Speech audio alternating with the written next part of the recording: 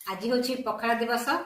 पखाड़ दिवस उपलक्षे देखो मोर खाइबार अच्छी दही छुंक पखाड़ ता सहित पणस कटा भजा मटर आलू काकुड़ी गाजर पड़ी गोटे 12 भजा टाइप रही सहित आलू बैगण टमाटो गोटे दला प्रस्तुत होती काकुड़ी गाजर पियाज लुण लंका ता सहित आलू भर्ता आलू बघरा सहित कलरा छणा बैगण छणा बड़ी चूरा ता सहित बीम छुई आलू भजा कलरा आलू भजा ता सहित सारू गोटे बघरा वर्तमान मोर ए खाइबा हम।